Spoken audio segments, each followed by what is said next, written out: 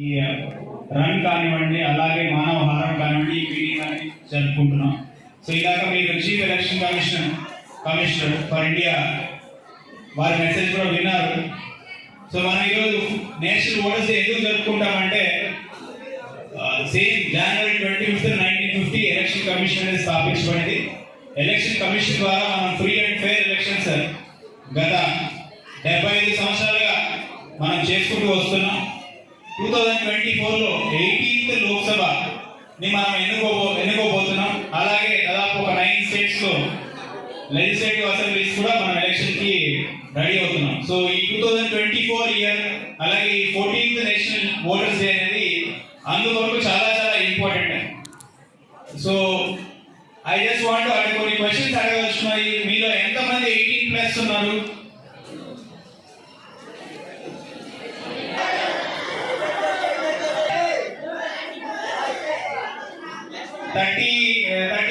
Something eligible ఉన్నా కూడా ఇంకా మీరు ఎలక్టోరల్ రోల్ నమోదు కాలేదు. ఫస్ట్ డ్యూటీ ఏంటంటే బయట మనకి మీకు అక్కడ ఫామ్ 6 ఇస్తారు.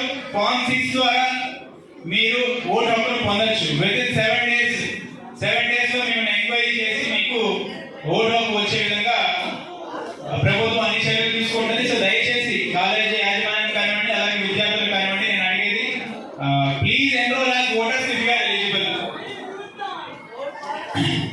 ఆ తర్వాత ఇది 18th లోక్సభకి మనం ఓటు వేస్తామని చెప్తాను. నేను మల్టిపుల్ టైమ్స్ విద్యార్థులతో ఇంటరాక్ట్ అయినప్పుడు ఇదే చెప్తాను. హౌ మెనీ టైమ్స్ అంటే ఎన్నిసార్లు మీ జీవిత కాలంలో మీరు ఓటు వేయగలరని మీరు అనుకుంటున్నారు?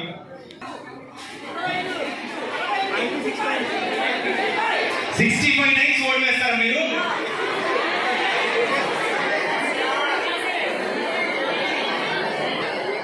ఎవరైనా చేతులు పెట్టి ఆన్సర్ చేయండి.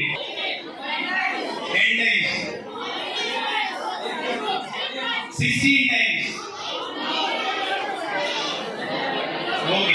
Okay. So average life expectancy ఎంత ఉంది మనకి ఇండియాలో? 70 అనుకుందాం. మీరు ఇంకా పెద్దవాళ్ళు అయితే మేబీ 80 అవ్వచ్చు. ఓకే, 80-85. సో 18 years కి మీ ఓటు హక్కు మీకు వస్తే నెక్స్ట్ 6 years స్పాన్ లో maybe 12 times, 10 to 12 times. So only 10 to 12 times మాత్రమే మీ లైఫ్ టైంలో మీకు ఓటు వేసే అవకాశం లభిస్తుంది. ఆ ఓటు వేసే అవకాశం అంత ఈజీగా వచ్చింది కాదు. మనకు 1951-52లో జనరల్ ఎలక్షన్ జరిగింది. అప్పటికే 21 ఉన్న వారి ప్రతి ఒక్కరికి యూనివర్సల్ అడల్ట్ సఫరేజ్, అందరికీ కూడా without any discrimination, cost, region, colour, creed, nothing, ఏమీ లేకుండా జస్ట్ మనం ఇండిపెండెన్స్ వచ్చిన తర్వాత ఎటువంటి ఇష్యూస్ లేకుండా మనకి ఓటు అనేది ఇవ్వడం జరిగింది. ఓటు అంటే దాని వాల్యూ అంటే చాలా అసమానతలు ఉంటాయి మన సమాజంలో. బట్ ఓటు దగ్గరకు వచ్చేసరికి everyone is equal. Me vote value ఒకటే, నా ఓటు వాల్యూ ఒకటే, ఇంకెవరైనా బాగా ధనవంతుల ఓటు వాల్యూ కూడా ఒకటే.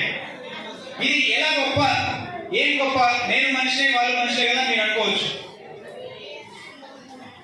అదైనా సరే, నేను ఐఏఎస్ అయినా మీరు స్టూడెంట్ అయినా ఒకటే.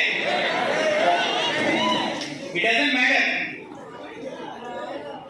మీరైనా పదైనా ఓటు వాల్యూ ఒకటే.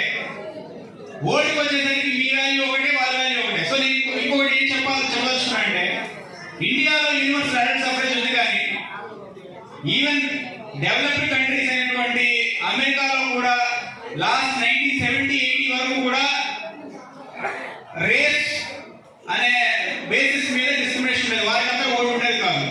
అలాగే 1950కి ముందు కూడా మనకి ఎలక్షన్ జరిగాయి. అప్పుడు కూడా ట్యాక్స్ కట్టే వారికి, ఓన్లీ మేల్స్ కి ఇలాగ మాత్రమే ఓటు హక్కు ఉండేది.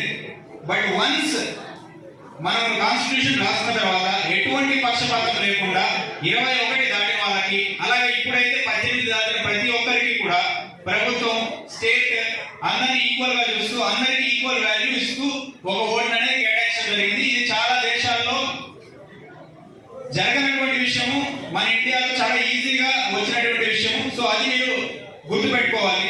అట్ ద సేమ్ టైం నాకు చెప్పాను 10 to 12 టైమ్స్ మనకు ఓటు వేసే అవకాశం వస్తున్నాయి. ఏంటి 10 to 12 టైమ్స్ ఒక జీవితంలో ఒక అవకాశం కేవలం 10 సార్లు మాత్రమే వస్తుందంటే ఖచ్చితంగా నేనైతే ఉపయోగించుకోవాలి. దానివల్ల ఏంటి ఉపయోగం? మీరు రోజు రోడ్డు మీద వెళ్తుంటారు, రోజు ఒక కాలేజ్ కావాలనుకుంటారు, లేకపోతే ఒక హాస్పిటల్ కావాలనుకుంటారు, లేకపోతే నా స్ట్రీట్ లైట్ ఇలా ఉండాలి అనుకుంటారు, లేకపోతే నాకు డ్రైనేజ్ అండర్ గ్రౌండ్ డ్రైనేజ్ కావాలి అనుకుంటారు, లేకపోతే పవర్ కంటిన్యూస్ గా నాకు సప్లై ఉండాలి అనుకుంటారు, లేకపోతే నాకు ఎంప్లాయ్మెంట్ ఆపర్చునిటీస్ కావాలి అనుకుంటారు. ఇవన్నీ చేయగలిగిన శక్తి గవర్నమెంట్ ఉంది. ఆ గవర్నమెంట్ ఎన్నుకునే అవకాశం ఆ 10-12 సార్లు మాత్రమే వస్తుంది.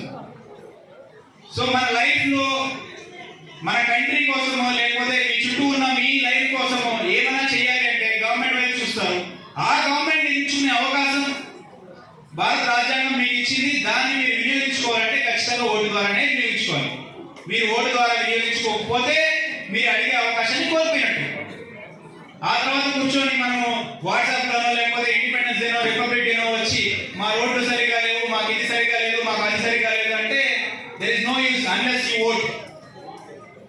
ఇంకొక విషయం, గత 1 year గా మేము చాలా యాక్టివిటీస్ చేస్తున్నాము ఓటర్ నమోదు పెంచడానికి, చాలా మందిని ఇంక్లూడ్ చేయడానికి, అందరికీ ఓటు కల్పించడానికి. 18 to 19 18 నుంచి 19 సంవత్సరాల వయసు ఉన్న ఓటర్లు శ్రీకాకుళం జిల్లాలో 35,000 మంది నమోదయ్యారు. 35,000 మంది, 1.78%, 1.8, less than 2%, around 1.8%. మీరు ఏ ఎన్నికలైనా చూసుకోండి, గెలిచిన పార్టీకి ఓడిపోయిన పార్టీకి పెద్ద డిఫరెన్స్ ఉండదు. రీసెంట్ గా కంప్లీట్ అయిన తెలంగాణ ఎలక్షన్స్ లో కార్నర్ స్టోర్ అంటారు. సో ఏ కంట్రీకైనా డెవలప్మెంట్ కి లేకపోతే ఆ దేశం అభివృద్ధి చేయాలంటే ఆ కార్నర్ స్టోర్ అనేది ఓటు. సో మీరు ఆ ఓటు ద్వారా ఆ ఓటు ఇంపార్టెన్స్ మీరు తెలుసుకొని ఓటుని వినియోగించుకోవాలి. మనకు ఎంత ఈజీగా ఇండిపెండెన్స్ రాలేదు. At the same time last 75 years లో we are running government without any issues. దానికి మెయిన్ రీజన్ వచ్చేసి అందరికీ కూడా ఓటు హక్కుండడం. సో ఆ దృష్టిలో ఆలోచించి నాట్ ఓన్లీ అంటే మన ఇండిపెండెన్స్ కోసం పోరాడిన స్వాతంత్ర సమరయోధుల త్యాగం గుర్తుపెట్టుకోండి. At the same time last 75 years లో ఎవరైతే ఈ దేశం కోసం కష్టపడ్డారో వాళ్ళందరి కష్టాన్ని కూడా గుర్తెరిగి దానికి మీరు తగిన అంటే రిటర్న్ గిఫ్ట్ ఇవ్వాలి అంటే ఖచ్చితంగా మీరు ఓటుగా నమ్మదే ఓటు వినియోగించుకోవాలని కోరుకుంటున్నాను. సో దీనికి మించి ఇంకా ఎక్కువ